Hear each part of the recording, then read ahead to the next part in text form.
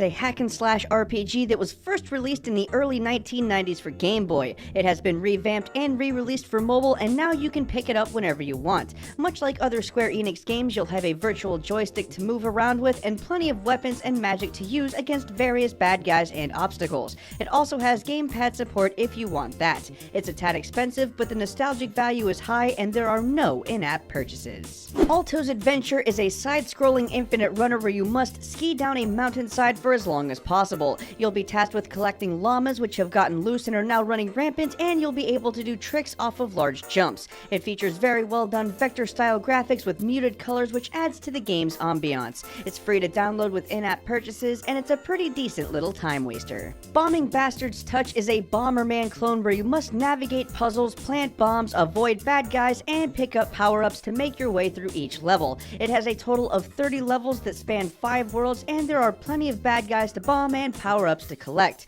There are also 5 boss battles that you'll get to play through. What makes this game special is that it's entirely free with no in-app purchases, and it's rare to see a game this good for that price. Digimon Heroes has been in the Google Play Store for less than a month, and it already has over 500,000 downloads, which is pretty impressive. This is a card collecting game mixed with a match 3 game where you must solve a match 3 puzzle to deal damage to your opponents. In terms of sheer mechanics, it's fairly similar to Pokemon Shuffle, except with Digimon elements baked in. It's a decent time waster if you're into Digimon, although to be honest, we'd prefer an actual Digimon game. Downwell is a unique platformer where you're falling down a well. On your way down, you'll hop onto platforms, kill bad guys, discover secret caves, and use your gun boots to avoid obstacles in order to survive to the next level. It has charming retro-style graphics and simple on-screen controls. The game is also built in such a way that it's different every time you play, even if you start over. It's $3 with no in-app purchases, and it's a solid time waster. Final Fantasy IX is perhaps the most prolific release yet from Square Enix on mobile. It features the entire story of Final Fantasy IX in its original glory, with many aspects of the graphics and controls updated to accommodate mobile displays.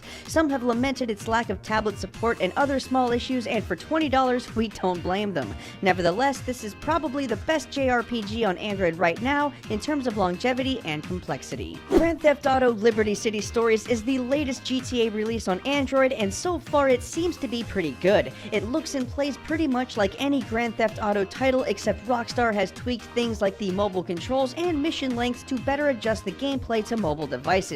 It has a ton of content to play through, decent graphics, and that classic GTA charm. It's $6.99, but it also has no in-app purchases. Skybound is the latest in the LEGO Ninjago series. It adds to the storyline just like the previous Ninjago games, and also contains decent graphics, easy controls, and a fun premise. It's technically a platformer, but there are stealth elements where you can hide behind stuff and catch enemies off guard, or avoid them altogether. It's a lot of fun and looks and plays fantastically, considering that it's a free game with no in-app purchases. Spin Circle is a minimal puzzle game where you must spin the circles in orbit around a central point and avoid being hit by the squares. It's a simple idea, but it's executed well, and it should work on virtually any phone, which makes it an accessible game for pretty much everybody. You tap and hold each side of the screen to change direction and speed, and the game has difficulty settings as well. It's also free to download, which is nice. Last on our list this month is Splash Cars. This fun little time waster has you driving around town, literally painting the town because your car spews paint that colors everything.